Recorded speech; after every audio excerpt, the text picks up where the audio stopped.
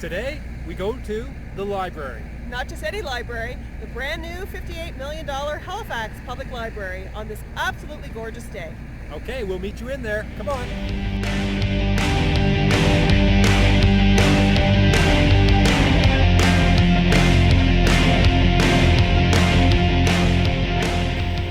In today's episode of Fun Finance, we're going to discuss accounting for capital costs. I'm Blair Cook. And I'm Jen Nicholson. So Jen, this is a beautiful public space. Sure is. It redefines what a public library looks like and the services it offers. Sure, this library has books, but that's probably one of the smaller aspects of this facility. It has a 300-seat theater, 2 cafes, one serving the rooftop terrace, and meeting and workspaces throughout the building. So today, the question is how to account for a facility like this. The library took 2 years to build. And the costs incurred to design and construct the facility get capitalized to a balance sheet account. Don't forget those accounts would also include any costs associated with financing costs during construction. That's right, Jen. Most of these amounts could be included in a single general ledger account called buildings. Depreciation would only start when the doors opened. And typically would spread those costs over the life of the building. However, sometimes when an organization reports using different accounting standards, these costs get broken down between the major components, such as the elevator, the roof, the floors.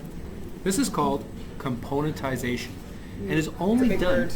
It is a big word, and only is done when each of these different parts of the building require replacement over varying periods of time. For instance, the roof might last 25 years.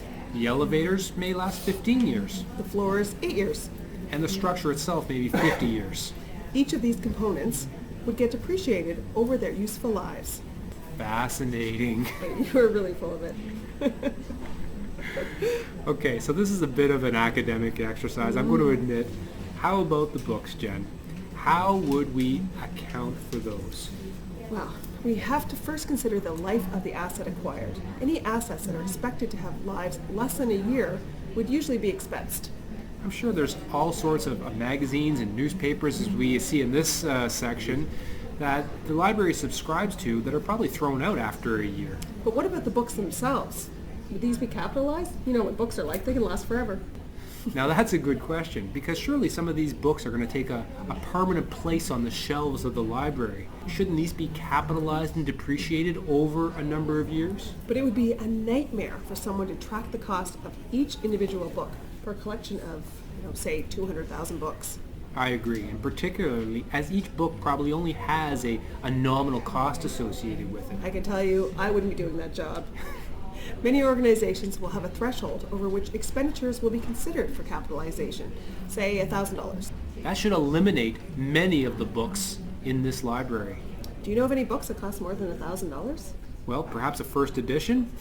So in all likelihood, the costs of acquiring books are expensed. What other capital costs would we have around the library?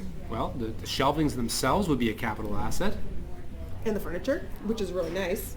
And the paving and the common areas around the building. Don't forget the computer system, which is pretty sophisticated here. Of course. Each of these different assets would have a different useful life.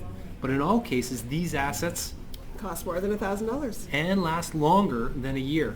Depreciation is an accounting mechanism to take the cost of these assets off the balance sheet over time.